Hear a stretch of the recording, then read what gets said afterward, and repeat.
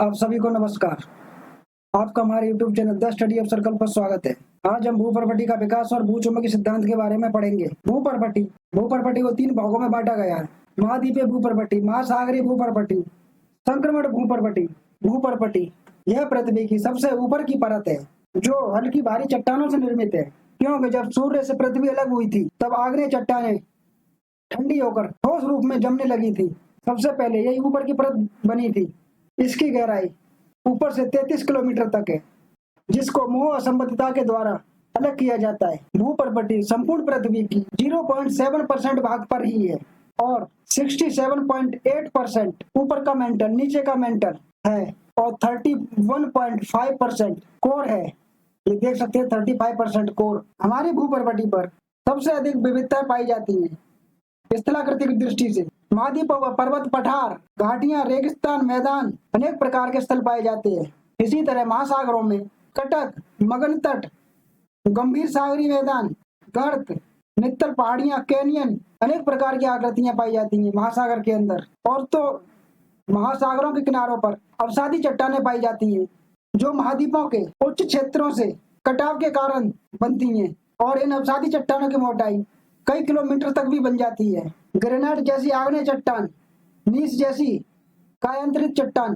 Cambrian काल में ही बन गई थी। हाल के वर्षों में पता चला है कि महाद्वीपीय भूपर्पटी की संरचना ग्रेनाइट और बेसाल्ट के बीच की है। और तो और भूपर्पटी में ऑक्सीजन की मात्रा 46.71% है, जो आयतन की दृष्टि से भूपर्पटी के कुल आयतन का 94% भाग ऑक्सीजन से है। ऊपर से 13 किलोमीटर तक आग्नेय चट्टानें 95%, 4% सेल, 0.75% बलुआ पत्थर, 0.25% चूने का पत्थर पाया जाता है।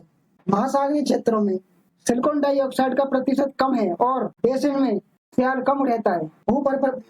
भूपर्पटी का 99% भाग ऑक्सीजन, सिलिका, एल्यूमिनियम, लोहा, मैग्नीज, कैल्शियम, सोडियम, पोटेशियम से बना हुआ है।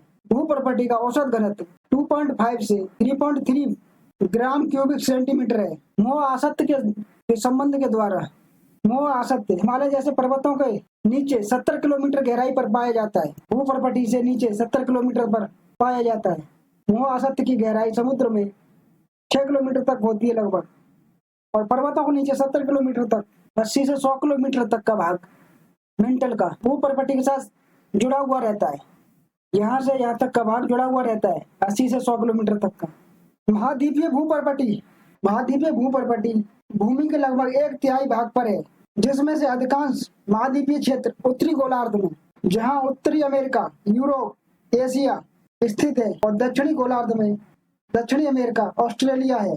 अफ्रीका महाद्वीप उत्तरी और दक्षिणी दोनों गोलार्धों में है और इन महाद्वीपों की औसत मोटाई 30 से 50 किलोमीटर है और पर्वतीय क्षेत्रों में इनकी मोटाई ये बना पहाड़ यहाँ से नीचे 70 किलोमीटर तक, यहाँ 70 किलोमीटर तक पहाड़ के नीचे भूपर्पटी पाई जाती है और समुद्री इलाकों में 6 किलोमीटर तक। ये चित्र देख रहे हैं, यहाँ से अवसादी चट्टानों का 10 से 15 किलोमीटर तक के बीच में घनत्व 2.5 ग्राम होता है।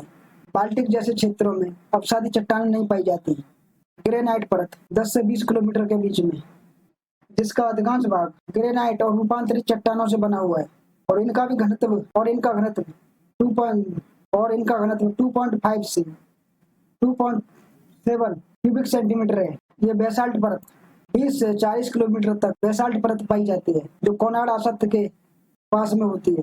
और ये देख सकते हैं बेसाल्ट के नीचे 70 किलोमीटर तक ये परतें पर्वतीय इलाकों में पाई जाती है, जो 70-80 किलोमीटर तक हो सकती है। मोहरोबास आसक्त के यहाँ से मेंटल शुरू हो जाता है नीचे से। अब लक्षणों के आधार पर देखते हैं। क्रेटोन का अर्थ शक्ति से होता है। ये महाद्वीपों के सपाट और स्थिर भाग होते हैं, जिन पर जटिल रवेदार चट्टानें दिखाई देती हैं। ये चट्टानें अवसादी चट्टानों की पतली परत द्वारा ढकी हुई होती हैं। जिन क्षेत्रों में विकृत आग्नेय चट्टान और कायांतरित चट्टानें दिखाई देती हैं, वहां पर क्रेटोन में शील्ड मिल जाता है। शील्ड वह आकृति जो समुद्र तल से कुछ 100 मीटर ही ऊंची होती है। इनका निर्माण कैम्ब्रियन युग की आग्नेय चट्टानों और रूपांतरित चट्टानों से हुआ है। ये कहीं कहीं समतल भाग दिखाई देते हैं और कहीं कहीं चट्टानों के कटने के बाद भी विश्व में अनेक प्रकार की शील्डें पाई जाती हैं, जिनमें कनाडियन शील्ड, दक्षिण अमेरिकन शील्ड, अंगारा शील्ड, अफ्रीकन शील्ड, भारतीय शील्ड, ऑस्ट्रेलियन शील्ड, अंटार्कटा शील्ड। ये प्री कैम्ब्रियन युग की आग्नेय और रूपांतरित चट्टानों का रूप है। प्लेटफॉर्म प्लेटफॉर्म क्रोटोन के वह स्थिर भाग होते हैं जिनका निर्माण प्राचीन रवेदार भूगर्भीय चट्टानों से हुआ हो। ये अधिकांश चट्टानों पर अवसादी चट्टानों की क्षैतिज परतें बिछी हुई होती हैं। इस प्रकार की चट्टानों पर अवसादी चट्टानों की परतें बिछी हुई रहती हैं।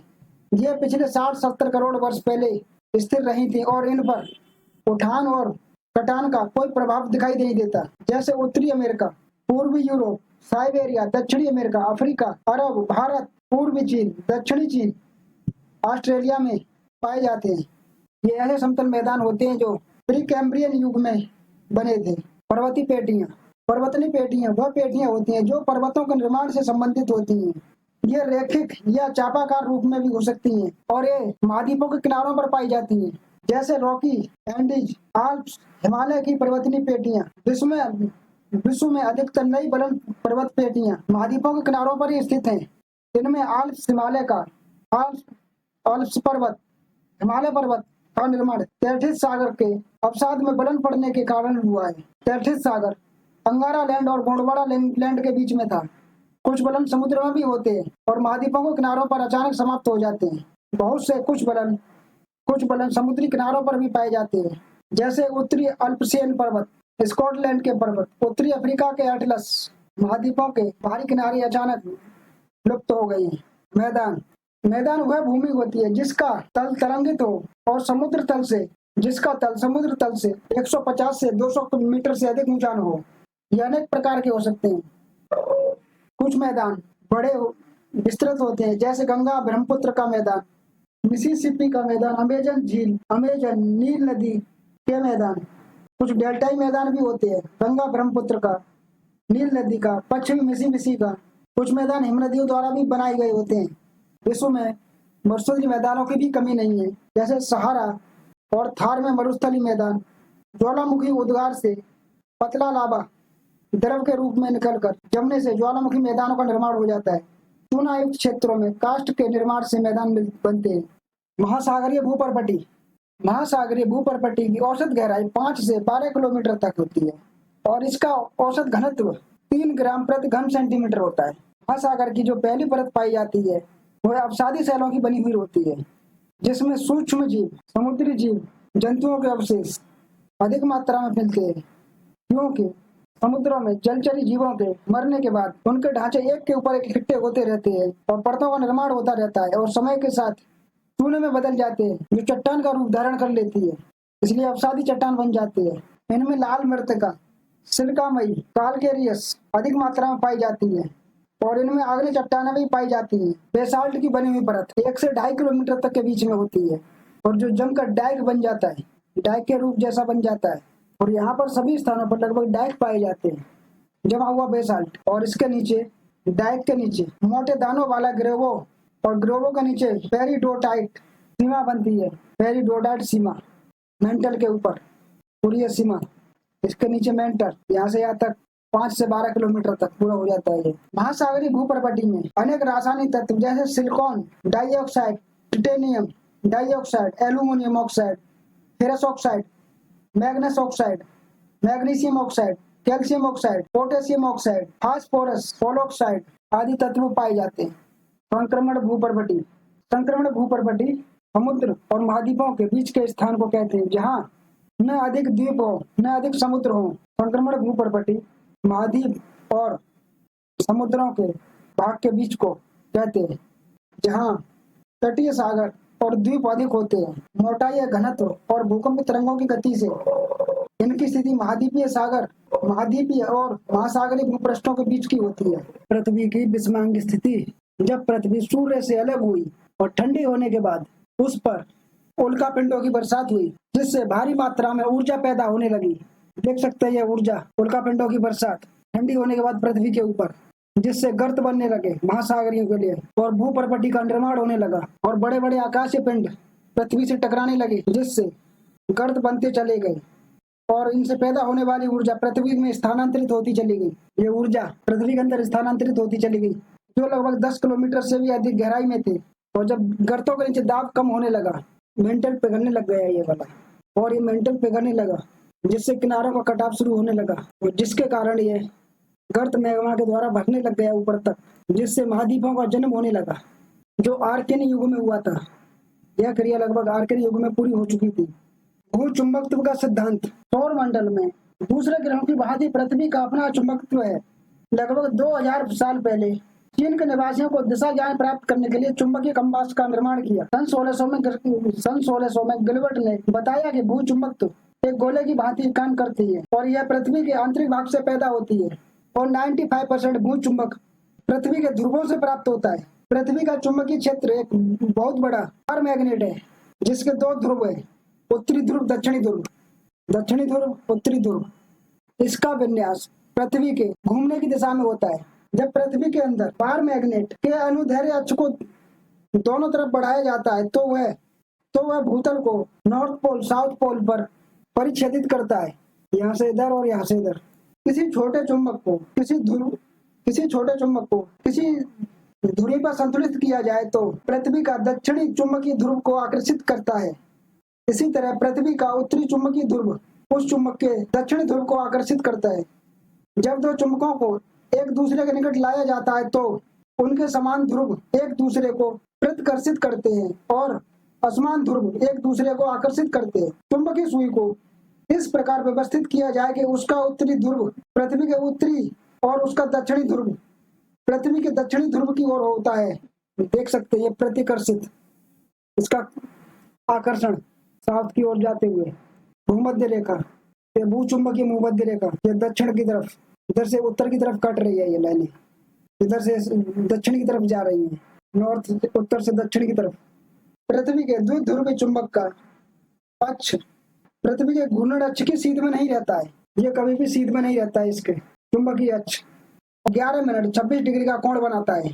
पृथ्वी को द्विध्रुवीय चुंबक का अक्ष 78 डिग्री 34 मिनट उत्तर में और 290 डिग्री 40 मिनट पूर्व में और 78 डिग्री 34 मिनट दक्षिण में और 110 डिग्री 40 मिनट पूर्व निर्देशांकों पर स्थित है।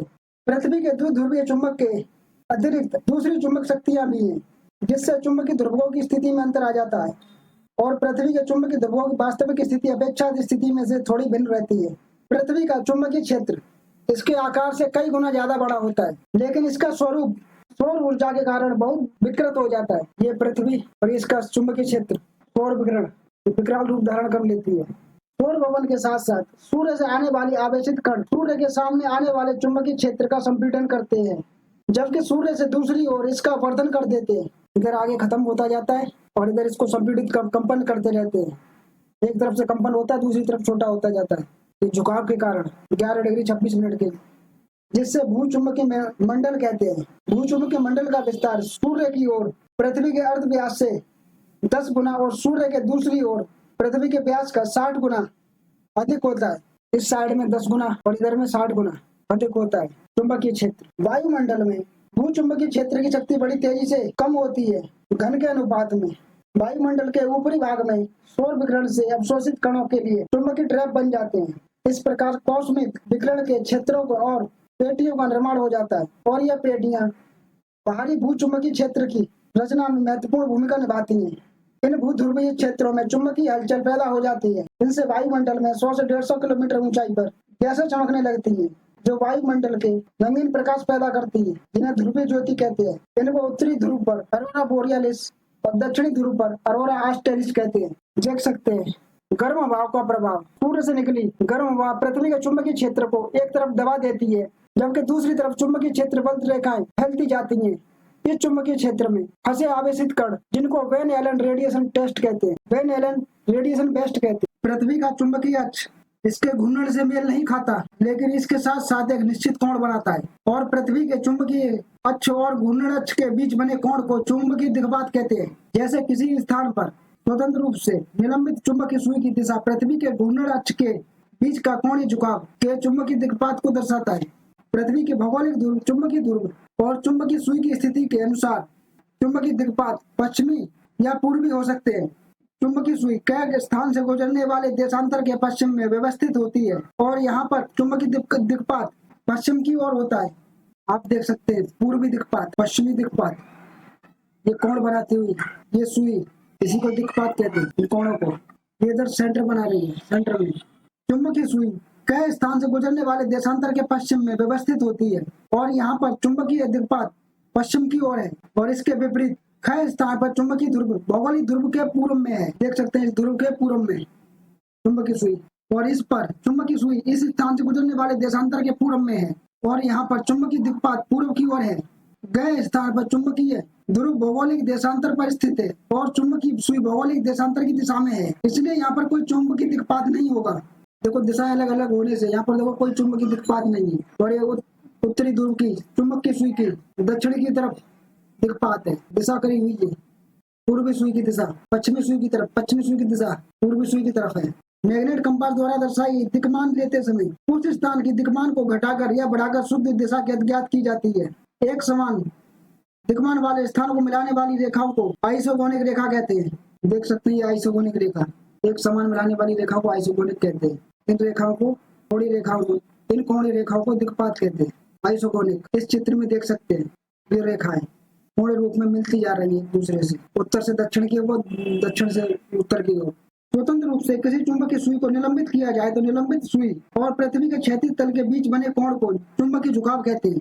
यह चुंबकीय झुकाव सुई की स्थिति पर निर्भर करता है। उत्तरी ध्रुव पर चुंबकीय सुई को स्वतंत्र रूप से निलंबित कर दिया जाए तो उसका उत्तरी ध्रुव पृथ्वी के चुंबकीय दक्षिणी ध्रुव के पास होगा और चुंबकीय सुई लंबवत दिशा में व्यवस्थित हो जाएगी और चुंबकीय सुई का उत्तरी ध्रुव नीचे की ओर होगा।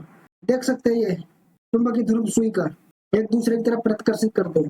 चुंबकीय सुई दक्षिणी ध्रुव के चुंबकीय उत्तरी ध्रुव के निकट होगा और यह चुंबकीय कोण 90 डिग्री का होगा। यह देख सकते हैं, सीधा 90 डिग्री का कोण बनाते हैं यहाँ से। और भूमध्य रेखा के निकट चुंबकीय सुई लगभग क्षैतिज दिशा में होगी और वहां पर कोण शून्य हो जाएगा। शून्य चुंबकीय कोण बनाने वाले स्थानों को मिलाने वाली रेखाओं को चुंबकीय निरक्ष कहते हैं। देख सकते हैं, चुंबकीय निरक्ष कोण बनाने वाली रेखाओं की 30 डिग्री उत्तरी, 49 डिग्री उत्तरी चुंबकीय झुकाव। किसी निश्चित समय निश्चित स्थान पर प्राचीन लावा गैप से चुंबक की गणना की जाए तो वहाँ भूचुंबकीय अक्षांश ज्ञात किया जा सकता है। यह गणना इस अवधारणा पर होती है उस समय के भूचुंबकीय क्षेत्र का द्विध्रुवीय होगा। उस समय के भूचुंबकीय क्षेत्र का आकार द्विध्रुवीय होगा और चुंबकीय ध्रुव एक भौगोलिक ध्रुव एक दूसरे के निकट होंगे। देख सकते हैं, ये एक दूसरे के निकट कितने अधिक निकट है उत्तरी ध्रुव और उत्तरी अक्षांश में। भूचुंबकीय स्रोत के क्षेत्र पृथ्वी के सामान्य द्विध्रुवीय चुंबक की तीव्रता के साथ साथ चुंबकीय झुकाव में स्थान के साथ साथ समय के साथ परिवर्तन आते रहते हैं। यह परिवर्तन 10 से 100 वर्षों में चुंबकीय झुकाव के कारण होते हैं। भूचुंबकीय क्षेत्र की तीव्रता निरंतर तेजी से परिवर्तित होती है। लंदन में पिछले 100 वर्षों में भूचुंबकीय तीव्रता में 5% का ह्रास हुआ है और केप टाउन में पिछले 100 वर्षों में भूचुंबकीय तीव्रता में 3 गुना अधिक वृद्धि हुई है। यह परिवर्तन सूर्य द्वारा पृथ्वी को प्रकाशित करने की मात्रा में परिवर्तन आने से होता है, जिससे विद्युत और चुंबकीय क्षेत्र में बड़े पैमाने पर परिवर्तन होते हैं। इनका संबंध अरोरा से होता है, जिनसे लघु रेडियो तरंगों के संचार में अवरोध पैदा हो जाता है। इन्हें चुंबकीय तूफान या झंझावात भी कहते हैं। चुंबकीय झंझावात के समय ध्रुवीय दीप्ति चुंबकीय झंझावात के समय अरोरा भूकंप रेखा की ओर विस्थापित हो जाती है। चुंबकीय विसंगति सामान्य चुंबकीय क्षेत्र की गणितीय गणना पर आधारित शक्ति मैग्नोमीटर द्वारा चुंबकीय क्षेत्र की शक्ति के अंतर को चुंबकीय विसंगति कहते हैं, जो अक्षांश दिशा में पश्चिम की ओर विस्थापित होती है। इसी को पश्चिमी विस्थापन कहते हैं और यह विस्थापन 0.18 मिनट प्रति वर्ष की दर से होता है और यह विस्थापन 1800 वर्षों में एक परिक्रमा अपनी पूरी कर लेता है। पृथ्वी के आंतरिक भाग में होने वाले अंचरणों के कारण होता है। इसमें बाह्य कारकों का योग बहुत कम होता है। सूर्य सहित बाहरी स्रोतों से कुल 6% भूचुंबकीय क्षेत्र का निर्माण होता है। बाकी 94% भूचुंबकीय क्षेत्र पृथ्वी के आंतरिक स्रोतों से बनता है। भूचुंबकीय क्षेत्र पृथ्वी की अपेक्षा कम गति से घूर्णन करते हैं। भूचुंबकीय क्षेत्र का भूक्रोड मेंटल की अपेक्षा कम गति से घूर्णन करता है। इसमें असाध्य के साथ साथ अपरूपण भी पैदा हो जाता है, जिससे भंवर जैसी स्थिति पैदा होती है। यह बाह्य क्रोड के भंवर से मिलकर भूचुंबकीय क्षेत्र में परिवर्तन लाती है। भूचुंबकीय क्षेत्र पृथ्वी के आंतरिक भाग के पदार्थों की स्थायी विशेषता नहीं होती। किसी विशिष्ट सीमा से ऊपर तापमान बढ़ने से पदार्थों का चुंबक समाप्त हो जाता है और इसी तापमान को क्यूरी बिंदु कहते हैं। दाब में वृद्धि होने से क्यूरी बिंदु में कमी आ जाती है, जिससे बाह्य क्रोड का उच्च तापमान और वहां पर तरल अवस्था में होने से स्थायी चुंबक में संभव नहीं हो पाता। पृथ्वी के आंतरिक भाग में अत्यधिक विद्युत संचालकता से युक्त पदार्थों में विद्युत तरंग का पैदा होना आवश्यक है और ये परिस्थितियां बाहरी करोड़ में ही मिलती है। पृथ्वी का बाह्य करोड़ डायनामो की भांति व्यवहार करता है। जब किसी चुंबकीय क्षेत्र में विद्युत तरंग गुजरती है तो कंडक्टर में विद्युत उत्पन्न हो जाती है। डायनामो में विद्युत तरंग जब पैदा होती है तब चुंबकीय क्षेत्रों में तारों का कॉइल तेजी से घुमाया जाता है। पृथ्वी के बाहरी करोड़ में कॉइल का काम तापीय संवेदनशील करते हैं। विद्युत तरंग चुंबक शक्ति को बढ़ाती है और इससे विद्युत तरंग की शक्ति स्वयं बढ़ जाती है। इस तरह बाहरी करोड़ स्वयं ऊर्जित डायनामो का कार्य करता है और पृथ्वी के आंतरिक भाग से निकली ऊर्जा विद्युत तरंग में परिवर्तित होती रहती है और द्विध्रुवीय चुंबकीय क्षेत्र बन जाता है। अगर हम चुंबकीय क्षेत्र का पहला स्रोत पृथ्वी में उपस्थित रेडियोधर्मी पदार्थों का सक्रिय होना है, क्योंकि रेडियोधर्मी पदार्थों के सक्रिय होने से ऊर्जा उत्पन्न होती है। दूसरा स्रोत लोहे का मेंटल से करोड़ की ओर स्थानांतरण से संबंधित होता है। इस प्रक्रिया में करोड़ से गुरुत्व मुक्त होता है और ऊर्जा उत्पन्न होती है। तीसरे स्रोत में दाब में कमी होने से गुप्त ऊष्मा की भांति ऊष्मा स्वतंत्र होती है। अवशिष्ट चुंबक लोहे युक्त चट्टानों के चुंबकीकरण की प्रक्रिया को प्राचीन चुंबकीय क्षेत्र के रूप में प्रयोग किया जा सकता है और लोहे युक्त चुंबकीय चट्टानें अपने निर्माण के समय क्यूरी बिंदु से अधिक गर्म हो गई थी और उसके पश्चात ठंडी हो गई और ठंडी होने पर उन्होंने चुंबकीय लक्षण धारण कर लिए। कुछ उपसादी चट्टानों में आदि चुंबकीय का दिग्विन्यास भी पाया जाता है और ये चट्टानें क्यूरी बिंदु से अधिक तापमान पर गर्म नहीं हुई बल्कि पुरानी चट्टानों के विघटन और अपघटन से बनी है। अपरदन द्वारा प्राप्त सेल चरण को नदियां बहाकर ले जाती हैं और झीलों और समुद्रों में इकट्ठा करती हैं और समय के साथ चुंबक लोह सेल के टुकड़े भू चुंबक शक्ति की दिशा में व्यवस्थित होते जाते हैं और ऊपर जमने वाली बाद की परतों के दाब से नीचे बिछी हुई परतें सख्त होकर अवसादी चट्टानों का रूप धारण कर लेती हैं और उनका दिग्विन्यास पृथ्वी के चुंबकीय दिशा की में होता है, जिसे दिग्विन्यास अवशिष्ट चुंबक कहते हैं। पुराचुंबकत्व प्राचीन चट्टानों में चुंबकत्व को पुराचुंबकत्व कहते हैं। अधिकांश चट्टानों में चुंबकीय पदार्थों के छोटे छोटे कण होते हैं। जब इन चट्टानों का निर्माण होता है तब ये कण पृथ्वी के चुंबकीय क्षेत्र के समानांतर चुंबकीय गुण प्राप्त कर लेते हैं और चट्टानों में यह चुंबकत्व करोड़ों वर्षों तक रहते हैं। इन्हें जीवाश्म चुंबक कहते हैं। अवशिष्ट चुंबक की दिशा को मापकर चट्टानों के निर्माण के समय चुंबकीय दिक्पात और चुंबकीय कोण को ज्ञात किया जा सकता है। चुंबकीय दिक्पात का कोण चुंबकीय देशांतर की स्थिति को दर्शाता है, जिससे चुंबकीय ध्रुव की दिशा ज्ञात की जा सकती है। जो चुंबकीय कोण चुंबकीय ध्रुव की दूरी निश्चित करता है। देख सकते हैं चुंबकीय नति पूरा चुंबकीय ध्रुव, जिससे कोण का पता चलता है। पिछले 50 करोड़ वर्षों में चुंबकीय ध्रुव अपनी स्थिति में परिवर्तन करते आए हैं। ध्रुवों की स्थिति में इस निरंतर परिवर्तन को चुंबकीय ध्रुवों का परिभ्रमण कहते हैं। आज से लगभग 50 करोड़ वर्ष पहले उत्तरी चुंबकीय ध्रुव अफ्रीका के सहारा क्षेत्र में स्थित था और उस समय इस क्षेत्र में महाद्वीपीय हिमनदियों की बहुलता थी।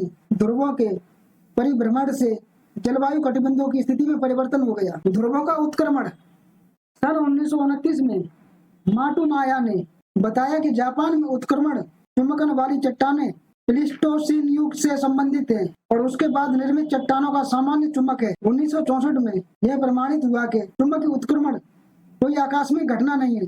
पिछले 36 लाख वर्षों में 2 काल सामान्य चुंबकत्व और 2 उत्क्रमण चुंबकत्व के हुए हैं। यह निष्कर्ष स्व ज्वालामुखियों के पुरा चुंबकत्व के आधार पर निकाला गया।